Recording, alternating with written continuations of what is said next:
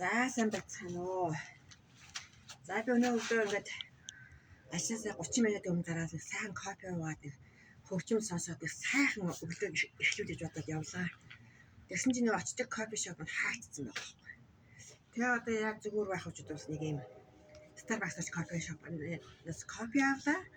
Тэгээ кофе аваад ингээд сайхан суухсан чинь санал шир байх. Манайх одоо ингээд шууд ингээд яадаг. Түргэн үсгэнэ. Цэг гэж хэлж байгаа байхгүй. За тэгээд кофе аваад явлаа. Тэгээд годомжин нэг хариулаад явж байна. Тэгээ анхаасаа нэг 30 минут өмнө ажлаас эрт гарцсан юм чинь хүлээгээд хэзээ одоо ингээд ажилдаа орох гэж бодож сууж байна. Тэгээ одоо би за энэ бол яагаад энэ кофе шоп та цайны газар ресторан гэж хаагдаад байгаа юм бэ? Дэлгүүр хагдлаа гэн тэгээд ерөөсө тийм амар цомцгол боллоо гэдэг. Тэгээ энийг тайлбарж байгаа байхгүй юу? Энэ ковидос хойш бизнесийн үйл ажиллагаа бол нам унаад буцаад хийм байдлаар орж чадахгүй гэж тайлбарж байгаа байхгүй. Тэгээд одоо бүх юм одоо онлайн хэлбэрт орсон. Одоо би та цагийг кофе авахын тулд одоо ингээл уцаа цахаад өгөх юм байл та. Тэгэхээр одоо нөгөө хүрэлтийн мөнгө төлөөд ингээд кофе авах юм шиг байгаа юм. Тийм байдал болсон байна.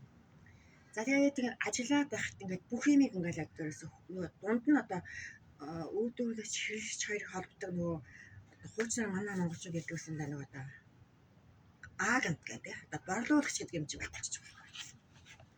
Тэгэхээр тэр борлуулагч хийж одоо амьдралаа авч явдаг өөр хүүхдэд хийж идэх хүмүүстэй яа. Тэгээ энэ одоо ажлын байрыг сонголт өртөж байгаа байхгүй. Тэгээ одоо энэ том офисуудын одоо түрээсэлдэг байсан нөгөө байгууллагууд нь зөвхөн ингээд одоо офис түрээсэхгүйгээр ажиллаа гэрээсээ хийж. Тэ?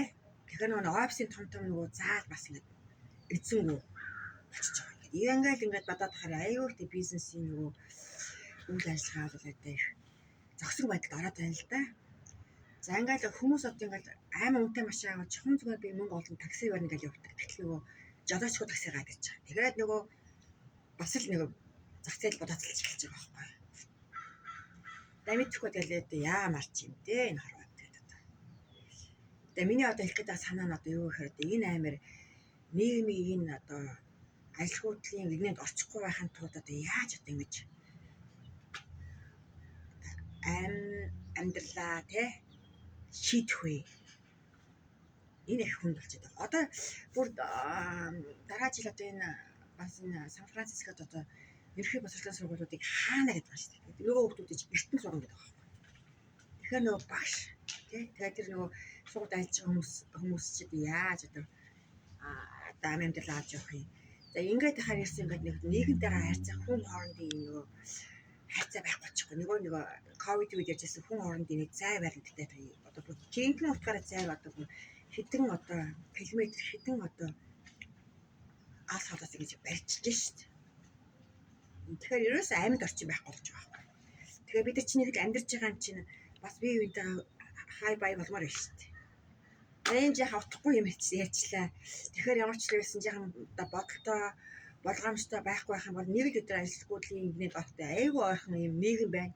Хаа газараа байна шүү. Тэгэхээр одоо эхнээс жаахан бодолтой сэрэмжтэй яаж одоо тийм ажилгүй болохгүй байхын тулд яаж одоо би одоо ажилдаа орохтой байх үедээ бас бодох хэрэгтэй байна. Тэгэхээр маш одоо төлөвлөж одоо мэргэжлээ сонгох хэрэгтэй байх шүү хүмүүсээ гэж уриалж байна да. Тэгээд одоо хэцүү цаг үе байна. Гэхдээ таны одоо мэддэг мэргэжлээ хэн нэгэн булаахгүй байх тийм л мэдлэг мэргэжтэй одоо болоосоо гэж залуучуудаа уриалж шүү.